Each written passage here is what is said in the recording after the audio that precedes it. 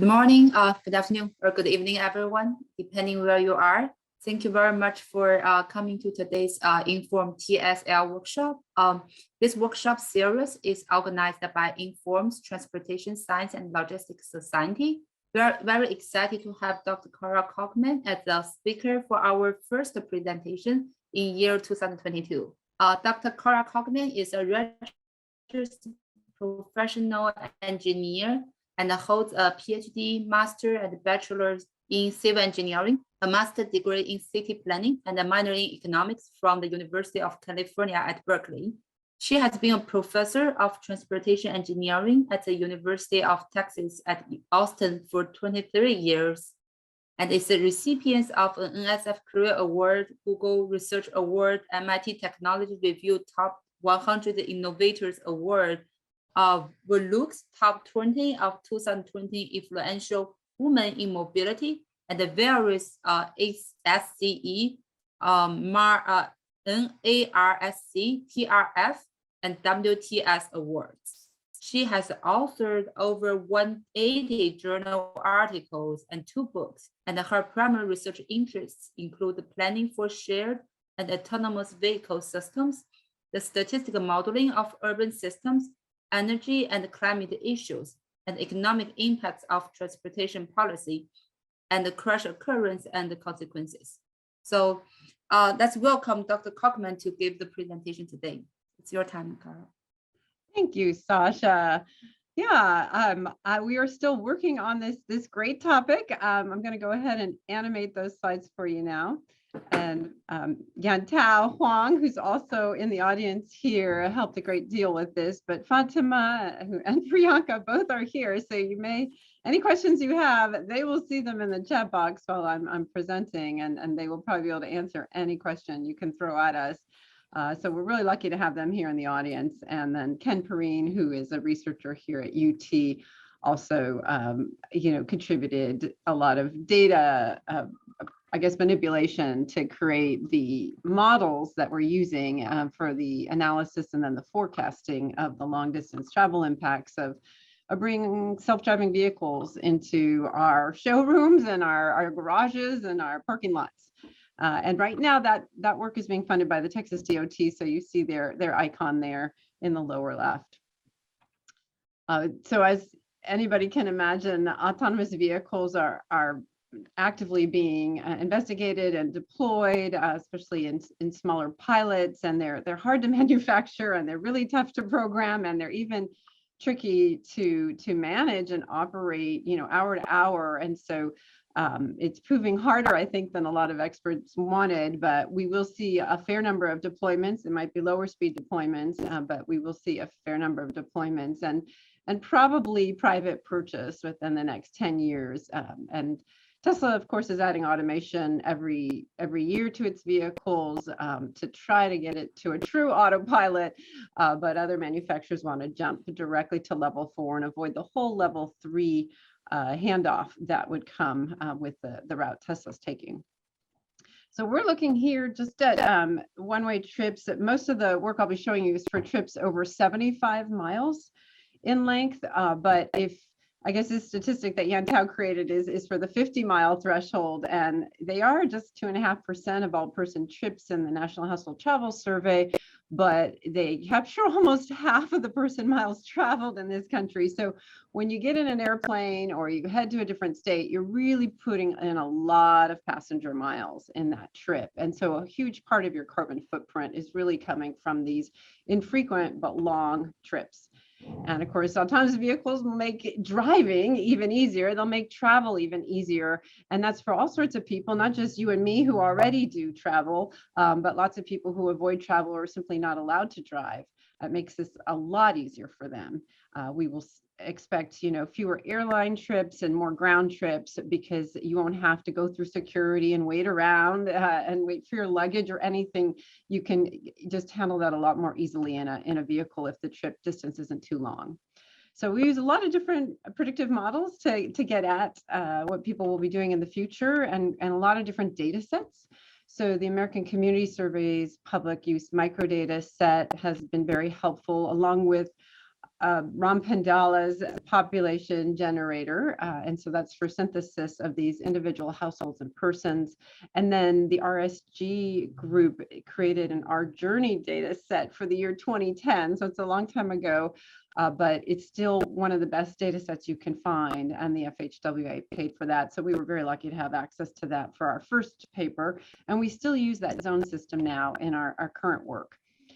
And so it's kind of like it looks like a 4-step model, but you'll notice trip party size is in there, trip duration is in there. We're not so concerned about the route, but we were very concerned about the mode. And so that's kind of next here. And of course, the destination, extremely important.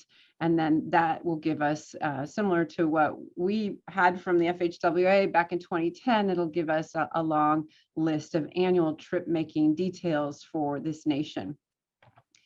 We used a zero inflated negative binomial with the National Household Travel Survey to predict how many trips are being made. And here you can see we're using the 75-mile threshold. So if I grab my laser pointer here, you'll see this is a 75-mile threshold now that we're using, partly because we're here in Texas and the Texas DOT is funding this, and Texans make a lot of long trips because it's such a big state. So a lot of people have relatives and even jobs that are more than 50 miles away. And so we pushed that limit up a bit to kind of focus on the longer trips. And you'll see that on any given day in the National Household Travel Survey, most people just make 0 long distance trips when you use that threshold, almost 95%. And then about 3% are making 1, and maybe 2% are going out and back, or chaining 2 long distance trips, that kind of thing. But hardly anybody, making 3 or more. And so we use a logistic model to get at this threshold because there's a big effect here. And then we use a negative binomial for these other integer trip counts, basically. And when you do the frequency models, this is something that Priyanka has analyzed, and she provided this really nice image here, which is the change in the number of long distance trips per day. I think this is a percentage, Priyanka, so we'll go ahead and add that unit there. But you'll notice the variables that have the longer bars mean that there's a bigger impact on the standard, or on the predicted number of trips. So maybe 50% of one standard deviation of this Y variable when you change a person from a non-driver to a driver. So you will see 50% more long distance trips on that day. And Priyanka, feel free to type into the chat box if there's anything you want to add there. The weekend trips were very important, as well as the driver status, especially in that upstream logistic model, or that hurdle to enter the negative binomial model. But they also had effects in the negative binomial model, along with household income and education, as well as vehicles per adult in that household. These are big effects, all in the positive direction. Interestingly, drivers in the household is in the negative direction, but it is, of course, correlated with several of these other variables. And that's why we do multivariate analysis, is to try to enable the marginal effect of that variable to come up. But you just have to be careful that when you change one of these, that you know what you're assuming the others are staying constant. So that's a big assumption. And then she went and did trip purpose using a multinomial logit model. And in the National Household Travel Survey, these kinds of long distance trips, there's about 16,000 of them, mostly in year 2017, even though a lot of people refer to this as the 2016, only, 10% or fewer of the trips actually come from 2016 in that data set. And the base model we used was this kind of more local trip. So some people have quite long work trips, and maybe they work from home a lot, but they do have to go into their base office from time to time, maybe every day if you're really unlucky. And that's about 8% of those long distance trips, whereas social and recreational or business reasons are more common for this kind of trip distance. And so are visiting friends and relatives or shopping trips. Those are more common. And even, for family or personal reasons, or medical, dental, those pick up pieces. And then there's this big other category in the National Household Travel Survey, dining. I don't know hardly anybody that goes more than 75 miles to dine. And the shift mode really should be associated with a final purpose there. So we're going to investigate that huge block a little bit more before finalizing this model, I think. And so it is, this multinomial logit model. So there's a lot of parameters because these there's no real generic attributes for these different trips. And so remember, the base mode is the commute, just a basic trip to work for some people, very long. And these are all long distance trips. And if you're a worker, relative to doing that base that base trip purpose, I really shouldn't say base mode, that's your base trip purpose. Shopping is going to be a lot less likely. A lot of these are going to be a lot less likely for the workers because the commute is much stronger as a type of trip purpose for them. And, if you're a driver, maybe less likely to take a business trip, which is interesting to me. And if you're highly educated, so you have at least a bachelor's degree, for example, more likely to take a business trip and a school trip. So this, I don't think is like a high school trip. Of course, it's for, maybe a graduate work or something like that going on for those people. And then income is divided by 1,000. So these numbers are still quite small. I'm not sure why they're bolded because they do seem, even a little small to me, but they're not indicators the way these others are. And when Priyanka does those bars, she can actually see which are the most practically significant among these.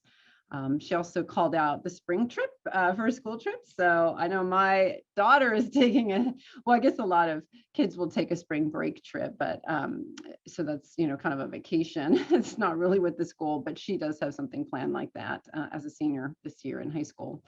And then the winter trips tend to have a lot of family and relatives because that's when Thanksgiving and Christmas occur in this country. There's more results there, just a lot to look at. How many people are traveling with you? I think we're going to remove that from the purpose because it's going to come later. That party size prediction you're going to see comes later. So that will be coming out of this model, I think. But we have a lot of other demographics that we really can't control for here. And then the scheduling, we may also try to do that in its own separate model. Departure is incredibly important. So we need to probably have a separate model for that. We also have a totally different survey, not the National Household Travel Survey, but one we created on our own back in 2017. And it was, I guess, across the nation, but only 783 respondents for some reason. I was thinking it'd be more than 1,000, but Yan Tao might have cleaned this sample up a bit, and he can put something in the chat box about that. But this one, we were able to say, what if autonomous vehicles become available? How would that change the number of trips, the number of long distance trips you'd be making? And this was an ordered 5 category response. So he's using an ordered logit here to estimate this. And some people would say, oh yeah, once that happens, I'm going to make fewer trips. And for whatever reason, the elderly people suggest that they're going to make fewer long distance trips, which I don't think is really going to be quite accurate for people age 65 and above. And, lots of people saying, I'm just going to probably stay at this current level of long distance trip making. And then, some other people also, saying that they might, they might make fewer trips. So this very low income households, that's quite a low income. It's, I think, poverty level.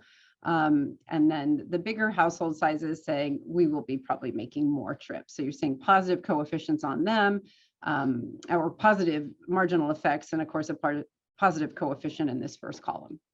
And those with children, I guess Yan Tao has called this one out for us as well. They seem a bit more likely with these marginal effects as well. So these are just different ways to apply the models.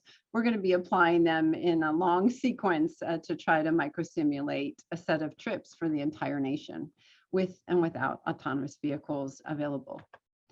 And one of the other facets is that party size. I was talking about this variable a little bit earlier, and this is, we used a negative binomial, but because every trip has to have at least one person on it, we reserved that 0 category for the 1-person trips and the 1 category for the 2 persons in the travel party. So 2 people traveling together, friends, relatives, I don't know, but they are scheduling that trip together, so they better know each other.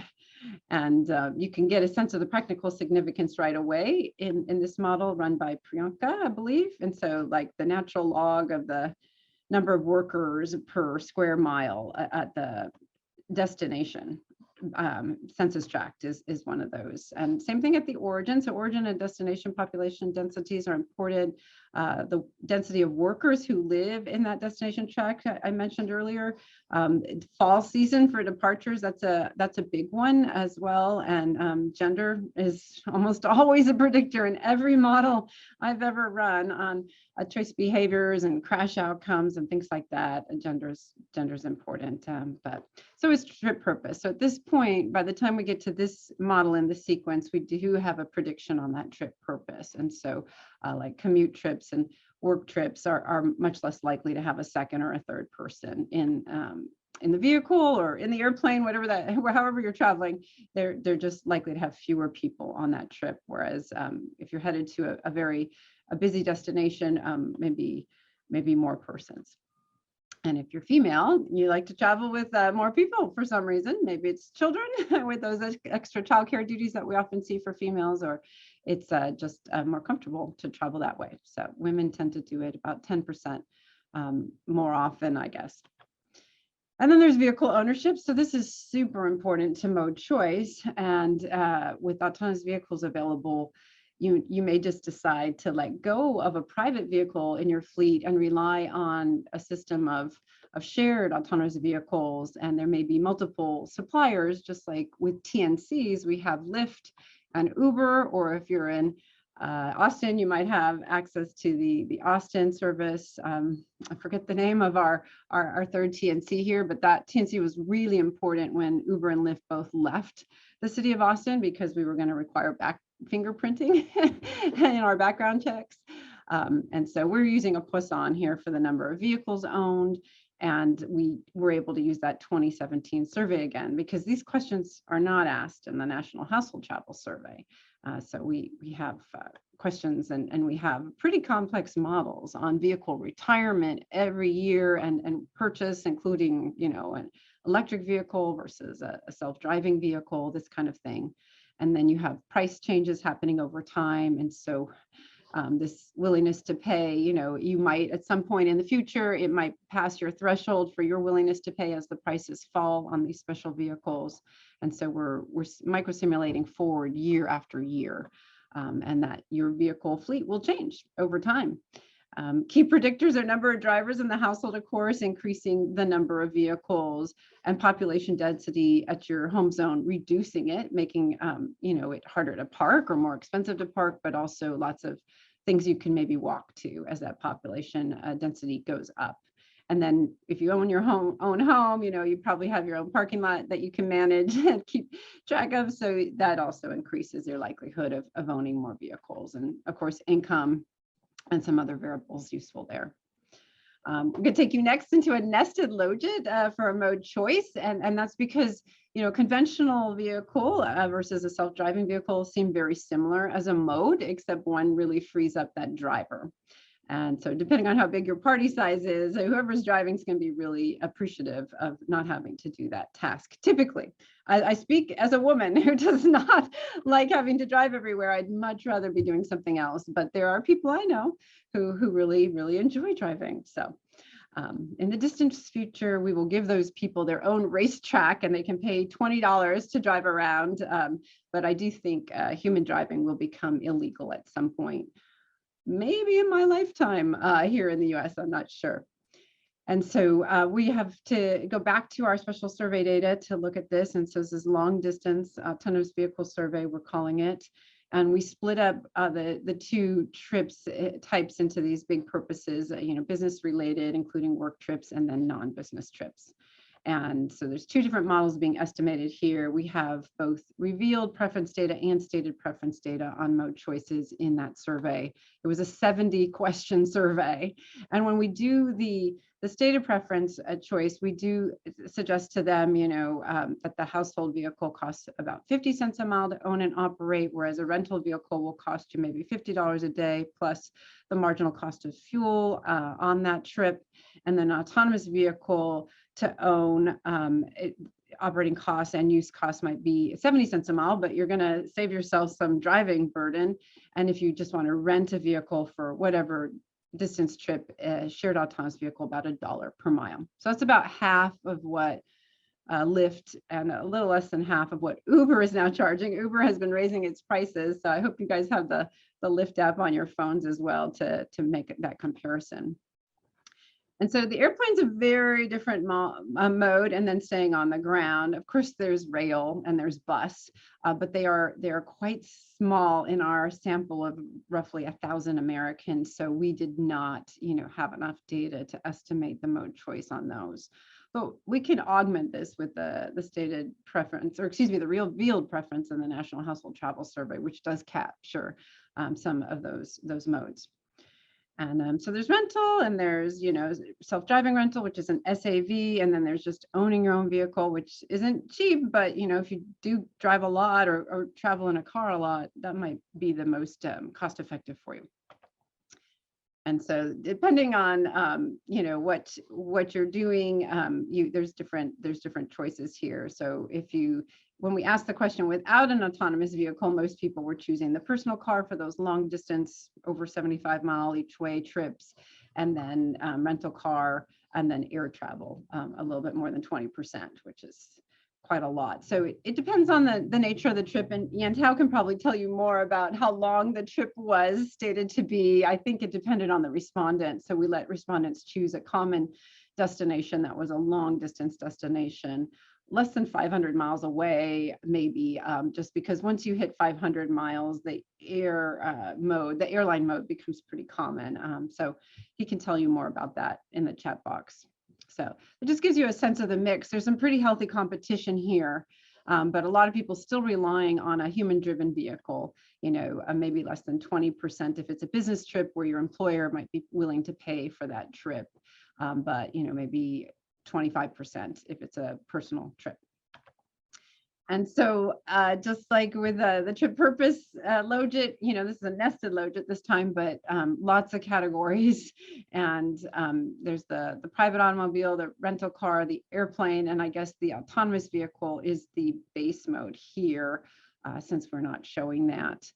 And so, we have a paper related to this, and Yantel, you may want to go ahead and paste that into the chat box for us so people can find more details on these parameters there. But as you can imagine, the number of vehicles you currently have in your household, quite important. Your gender, always relevant to these models, your employment status, and the density of population and jobs at origin, especially, but also destination in the case of job or employment density.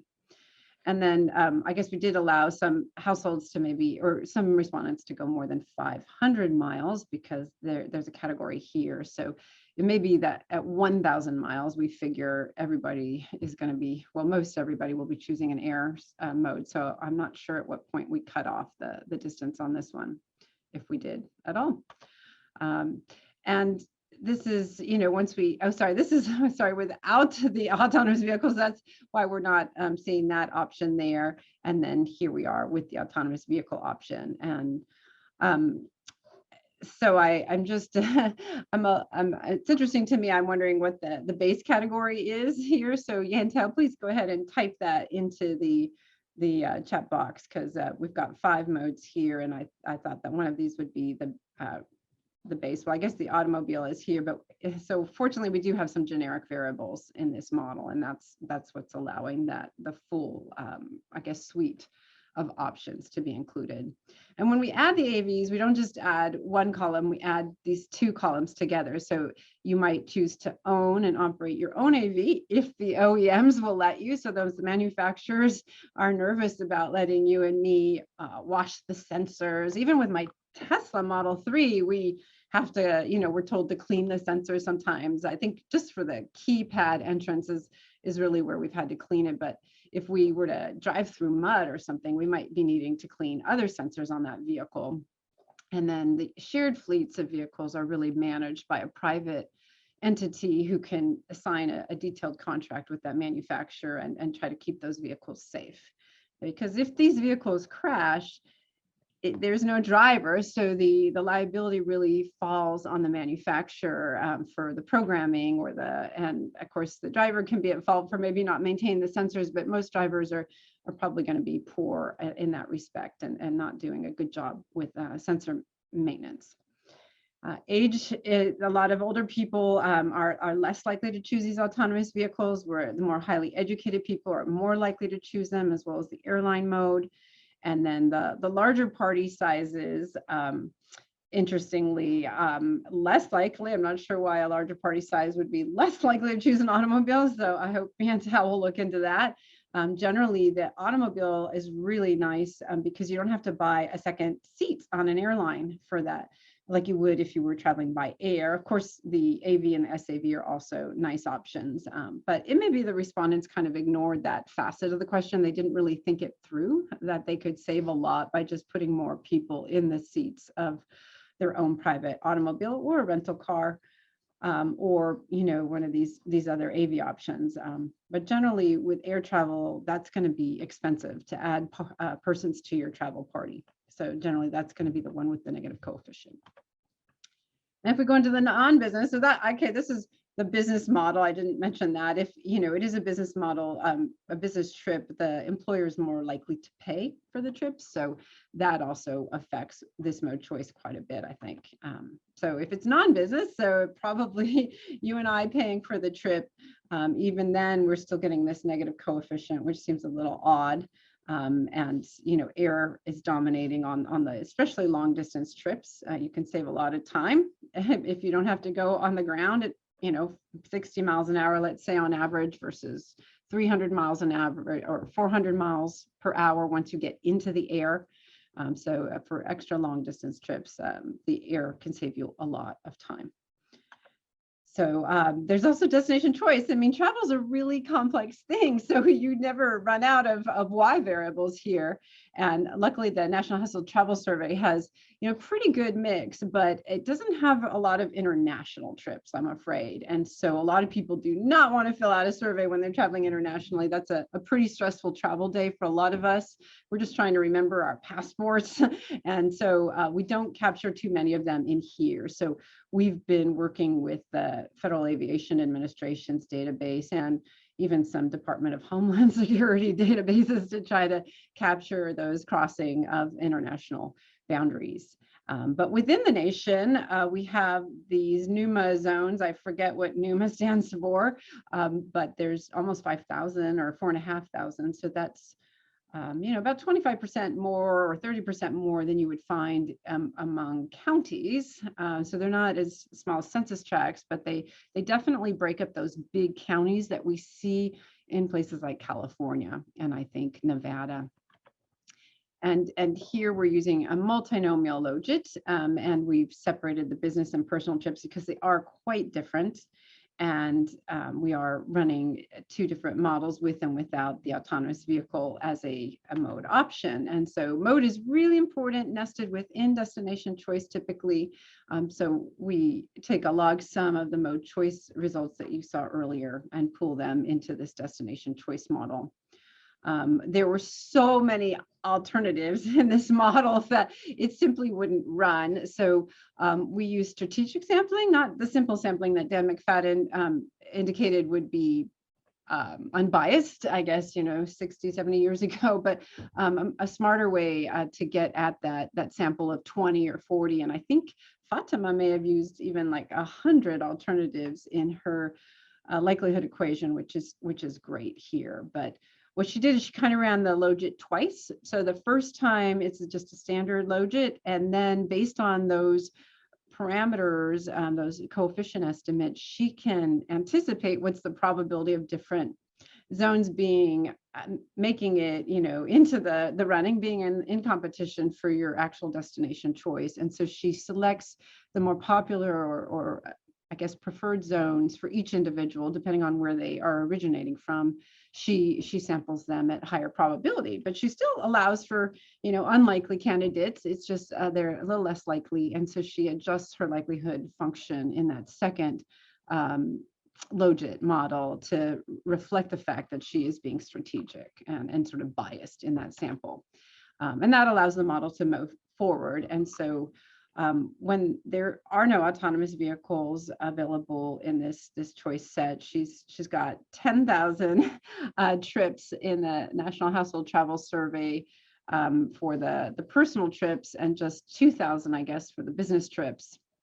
And she's highlighting for us here some of the more important parameters or covariates or explanatory variables in that prediction. And so retail job and office jobs at the destination tend to be important. The retail in a negative way, the office jobs kind of counteract that, interestingly. And of course, distance is not a great thing. That lowers the likelihood of that destination being chosen for both personal and business trips. But as the modes, become more competitive, and that log sum term makes that destination more attractive. And then population density, interestingly, having a negative effect on that destination being chosen. But entertainment is popular for personal trips, and retail jobs also kind of popular or helpful in attracting a personal trip. Let's see. Go to hit the down here. Once we added in the autonomous vehicles, there similar sets of coefficients, and the log sum changed. So that's clearly something that's changing here, and it helps us predict what the AV situation might look like for destination choice in the future. There's also the overnight decision with autonomous vehicles. So if you're staying on the ground, will you be staying in a hotel or sleeping in the car or just driving through the night? So there's different things you can do when the vehicle drives itself. So this was an interesting model for us. And I guess there's two different sets of options, and so two different sets of coefficients here. This is something I think Gantau and Natalia Zuniga both estimated, one of them or both of them. Income, having negative effects, and younger age groups having positive effects. And the base, I guess the base model is the base choice is not being shown here, but it's that staying in a hotel. So these young people thinking, I don't want to stay in a hotel, maybe I want to save money. But of course, higher income people saying, I'm going to stay in a hotel. So these two options are less likely for me, I guess. And interestingly, Western and Midwestern US, less likely to maybe stay in that autonomous vehicle through the night. Departure time choices. So this is just 4 times a day that we have here. I guess morning is from 6 to 11 a.m. and afternoon is until 6 p.m. Midday is just a couple hours. So interestingly, a fair number of people leave in those 2 hours, but most people leaving in the morning or the afternoon, and some people electing for late night, to try to avoid, maybe they're coming back from something, a big event for the day, or maybe they're just trying to avoid traffic. And so I know people who will do that. I don't think I could do that, but I certainly know people who can do that. And yeah, so morning here, I guess it says 33% up here. So I would really love for whoever did this bar chart to explain why it says 67% here. That would be great. And I guess once the autonomous vehicles are added, maybe there's a shifting away from morning travel to other times of day. So I'm not really sure why this is positive, and especially at night. So just trying to sleep in that vehicle and hopefully arrive safe at your destination and well rested. That's the hope anyhow. So I do think that could be a very popular mode once these do have that safety rating that people want. It is actually quite a bit safer than you or me driving while we're fatigued. So I don't think that will be a hard bar for an autonomous vehicle to pass, is a fatigued driver. Certainly an inebriated driver, a distracted driver. These vehicles, I think, already beat those types of drivers. What they're not beating in terms of disengagements and perhaps even their crash rates for the small trials that we've had going on for a few years now is the alert driver. That is a hard driver to beat right now. But nighttime, when your eyesight is really compromised, hopefully the cameras are seeing through it. Hopefully it's not raining hard or foggy, because that will make the autonomous vehicle question its surroundings. And so this is a much more, in deep model in some ways that we've got if this is not leaving in the morning with the base of morning and not leaving in the midday with the base of day. So I haven't seen this model before. It's the first time I'm seeing it. So it's kind of a lot to take in, but they are constantly working on this. So Priyanka works about 15 hours a week on this. Fatima's working about 20 hours a week. And I think Yantel's working 20 hours a week on this topic this semester. So a lot is going on. And I did also want to tell you about some past work that Yantel and Ken and I had done with that RSG data set. So that was just kind of the continental US and where a lot of the trips were being made as best could be estimated by RSG for the year 2010. And you'll see, a lot of the 50-mile plus trips being made here in the Northeast, where we have really high population density and some very good modes that aren't driving. So we do have a lot of air travel, but we also have the Acela line, which is a relatively high speed rail. Atlanta is a big place, especially to move through, and in the airport, that's our busiest airport. And then LA, San Francisco, Houston, Dallas, and Miami attracting a lot of these trips. With Alaska and Hawaii added in there, we've got these NUMAs. They're national use microdata area zones is what they call them. And so this is something that was designed specifically for this exercise. And this is what they look like. And you can see those big California counties being broken up. Nevada is still so low population density that they left it with some pretty big NUMAs. But wherever there was a really, a population center within an excessively sized county, they broke that up. And they did it for all 117 million households in the year 2010 for this nation, and estimated mode split and destination choice across 5 trip purposes. But they didn't estimate, party size and duration of the trips. So that's something that we're able to add at this point in time. When we do use those data to estimate the mode choice model and the destination choice model, and then we add in a new alternative, so we're kind of having to create an alternative specific constant for the autonomous vehicle mode. What we assumed there was that marginal cost for a car use was about 17 cents a mile versus maybe 20 cents because of higher maintenance. And I don't think your insurance costs are going to be higher, but there will be certain costs. And so we just assumed it'd be about 3 cents higher per mile on the margin for an autonomous vehicle. But of course, you get to save time effectively, or you're less unhappy while you're locked in that car. So if your value of time were to fall by 50%, maybe from just $12 an hour to $6 an hour, those are pretty low in today's dollars, I guess. But back in 2010, it's probably more reasonable. And so after the autonomous vehicles were added to the mix for long distance trips, we were expecting maybe 51% across the nation.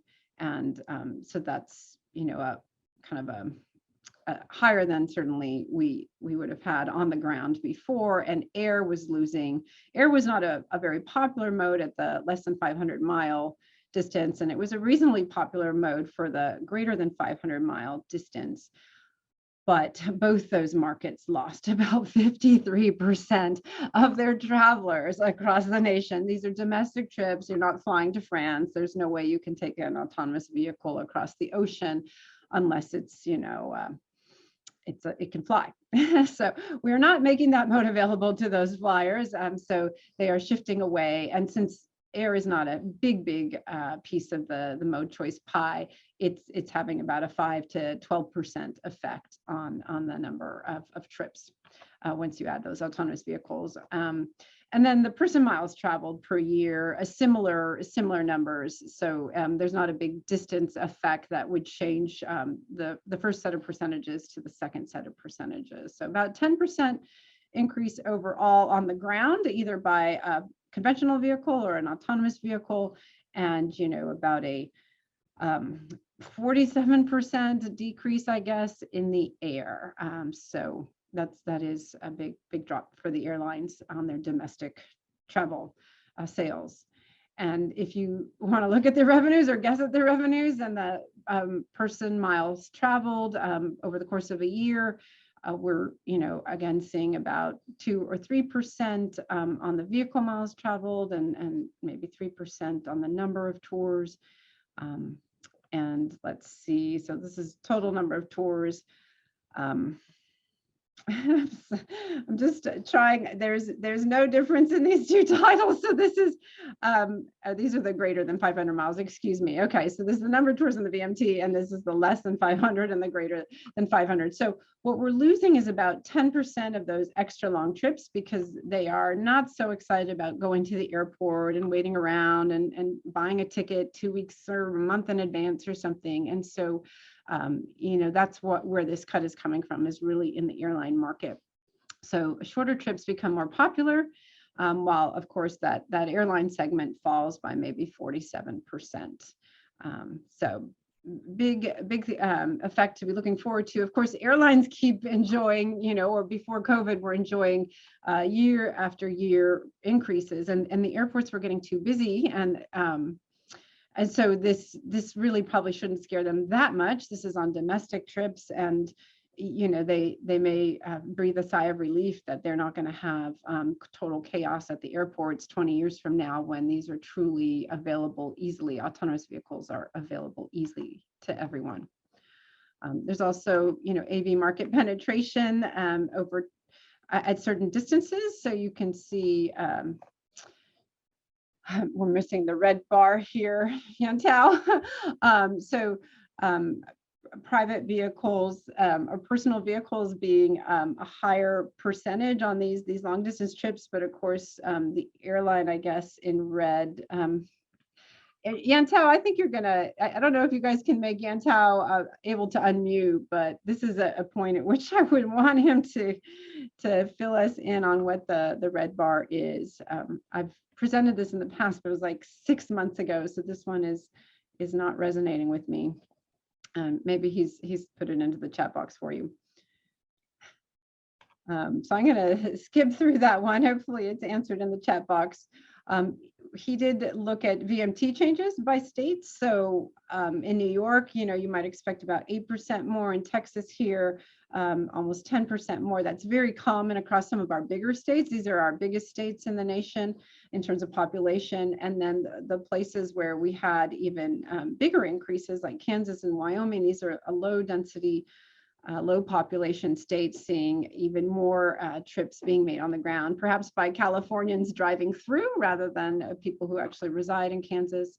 And then, on the lower side of things, Illinois and Virginia, just a 9% increase, which was somewhat lower than average, but all, right around the 10% increase. So this is something that the DOTs might be really interested in. At some point, of course, we may outlaw conventional driving, and in that case, I'm not sure what will happen. Maybe fewer people will stay on the road, and of course, people may feel a lot safer in the future than they did in our surveys, and end up just really enjoying this new mode and totally congesting our roads. But a 10% added VMT on the ground just for these existing sort of travelers is a problem for many of these states, especially with the gas tax so incredibly low. It's like giving away road juice. So our DOTs, I think, will have a hard time maintaining the roads. Once you allow in new travelers and new types of trips, I think these numbers will be a lot higher. So when Yantao simulated freight and passenger travel across the Texas Triangle, he had 30% or more VMT increases, because a lot of that comes from new travelers. So you might see 10% more trips total being made by people who have been avoiding travel, like the elderly, because of vision limitations and things like that. So we're going to continue to explore these and improve these models and move forward with that micro simulation over time. But of course, as you might guess, the younger and more educated travelers and those who are very busy, like full-time employed persons and male persons, also tend to be more excited about autonomous vehicles and shared fleets of autonomous vehicles. So we are expecting, in terms of long distance trip making, maybe a 10% increase in those distances, and of course, maybe a 20% increase on the ground. So that can really congest the highway system in this nation and elsewhere. And then the domestic airline travel is going to be affected dramatically, but this happens over 20 years, and they've already had all these other reasons for growth in their industry besides COVID, of course. So I think that will really not affect them that much. So that's it for my presentation. I think we've got about 15 minutes for question and answers. And of course, we've got this website with, I think, 40 papers about autonomous vehicles in case you're interested in taking a look there. Thank you very much, Cara, for the great presentation. And I was wondering, any questions from the attendees today? Feel free to raise the hand so that I can unmute you, or you can just type the questions you have in the chat box here.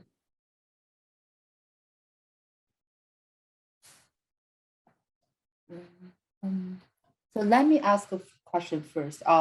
Since we have been experiencing COVID for at least 2 years already, and I was wondering, did you see any significant impacts on the autonomous vehicle because of COVID?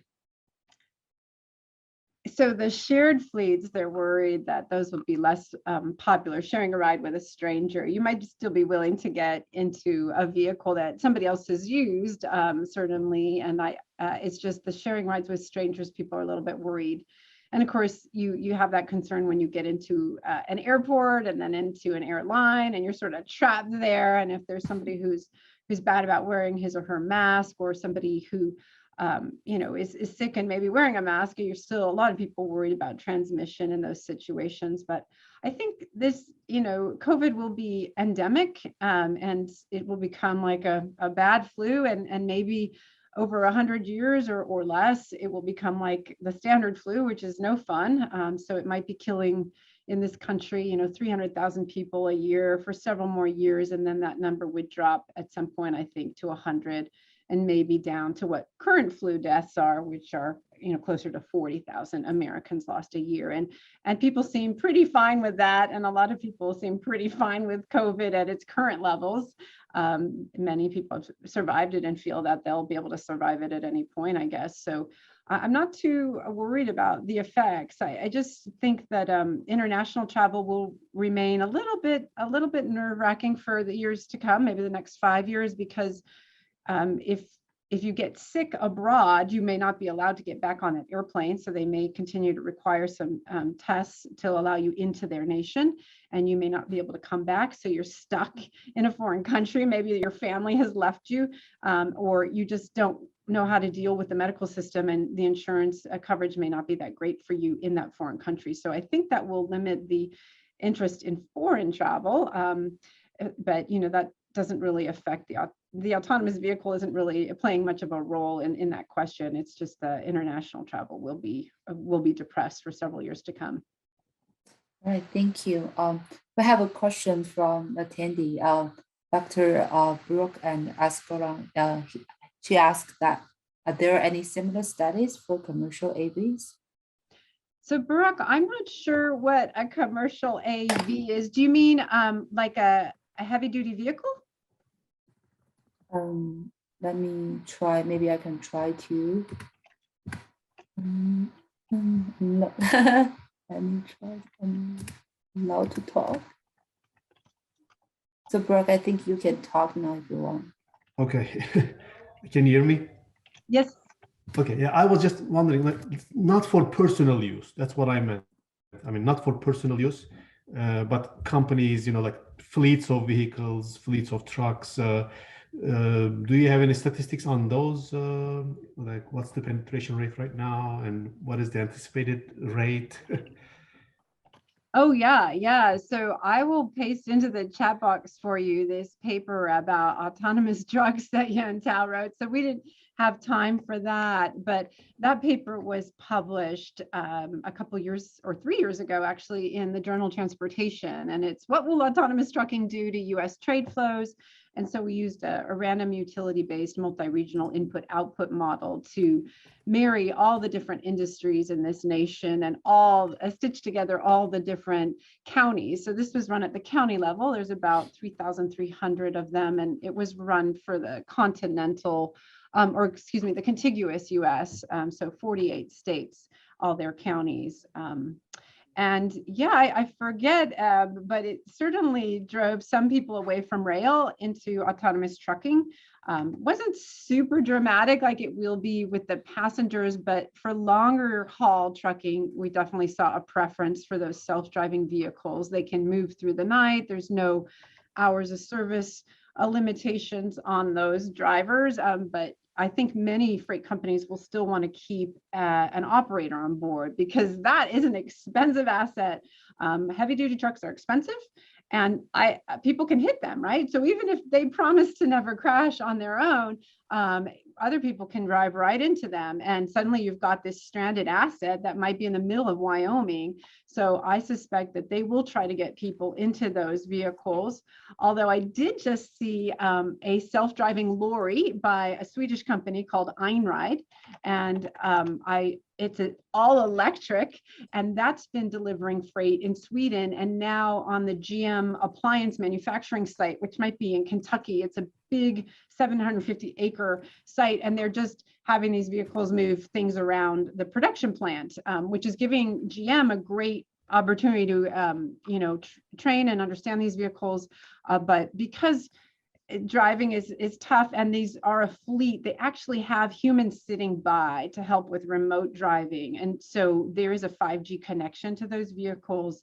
Hopefully it will never be hacked, so they do have some professionals who aren't having to sit in the cab. They're sitting elsewhere, and so there is no cab on those lorries. They're kind of like shortened heavy duty trucks, so it's not a full container, I don't think. But being happily used in Sweden, and thank goodness all electric. So that brings the carbon implications and footprints all in, so life cycle, down about half of what a heavy duty truck. And of course, heavy duty trucks use diesel, which is so nasty, really terrible for your lungs, the fine particulate matter. So I think, that is a big win-win if we can go all electric. But they are range constrained. So I think the Einride trucks are going just like 150 miles total before they need a recharge. So for local pickups and deliveries, it works great. But for crossing the US, that's going to be a much bigger battery needed. Thank you. Sure. Thank you, Kara. I have a question regarding one of the model you showed. So you're owning. So in that model, do you consider West and Middle West? So I was wondering, how about the eastern side? Is it because the areas they were all similar, so they were like the base case, and they were too similar. So when he controlled for those different regions of the US, their parameters were also similar, that he ended up bundling them, and the only ones that really stood out were, I guess, Western and Southwest, maybe. Okay, I see. Yeah. Another quick question is, what kind of challenges you have seen since you have working on autonomous vehicles for many years already? What would be the challenge for implementing, or like trying to push more people are willing to give it a try on those autonomous vehicles would be the biggest challenge? Yeah, I'm not worried about us adopting these things. The slowdown is the technology. The manufacturers are very nervous to release at high speed. They really don't want to be on the front page for killing somebody. They haven't broken the threshold that you and I would crash at. So the background crash rate and injury rate or fatality rate and stuff, they still haven't met that. And that safety criterion is really important for the government to feel comfortable letting these things just be used in every market. It's really uncomfortable when they crash at a higher rate than you and I would. So, and you really have to be concerned about the person outside the vehicle, because that is a very vulnerable traveler. That's a person doing the good thing, not getting into a vehicle, but trying to, get to their destination on foot or on bike. And they are, 50 times more likely to be injured or killed per mile traveled in that mode than a person who's inside the vehicle. So the vehicle compartment's incredibly safe for all passengers as long as they're belted, you know, not doing anything crazy. They are incredibly safe. It's very hard to kill one of those people. But if they're not belted, so like, you know, taxis, a lot of people don't belt themselves in a taxi, which I don't think is a great idea, but, or if there's no child seat, and so you're just hanging onto your kid on your lap or something, those kinds of situations would be more dangerous for the manufacturer. And so hopefully they'll be putting belts in, but child seat's going to be a little tricky for those manufacturers, and of course anybody outside the vehicle. So I think they'll be able to protect those vulnerable users better than you and I would, if not already. And I do think that your vehicle and my vehicle and everybody else's vehicle in this country should have automated emergency braking years ago. And we should be pushing out the numbers on which vehicles like Volvos and Teslas that are braking for the pedestrian much more often than a lot of other vehicles. That's a really important test and a standard that we should already have in this country if we want to be ethical. That technology exists, and we really, really need to have it on every vehicle being manufactured now. Thank you. Yeah, that's like beyond, you know, my expertise domain. So I'm very excited to learn more about autonomous vehicles from your presentation. So we're getting close to the end of the seminar today. I was wondering, do you want to share any, you know, the last takeaway point from today's presentation? Goodness, well, I had other topics I could have addressed with you today. I know this is operations research group. So Yan Tao has a paper about the optimal siting of electric vehicle charging stations across Eastern Massachusetts. So profit maximization, driving that optimization. And then I have other, you know, former students who did the entire US charging station locations to complete as many long distance trips as possible. And I have one about Seattle, like the best locations so that people minimize their walking distance. And that's based on where vehicles are parked throughout the day. Because, you know, if it's not a supercharger, it can take several hours to really fill your battery. And so, yeah, those are kind of, I think, relevant for this group. Today's talk wasn't really about optimization, so I'm sorry there, but hopefully it was interesting to inform attendees, and hopefully we'll have people watching this online later. Sure thing, I believe so. Yeah, thank you again for Kara to join us for today's TSL workshop series, and we will see you in March for the next presentation. I hope all you have a wonderful weekend. You too. Bye-bye. Bye.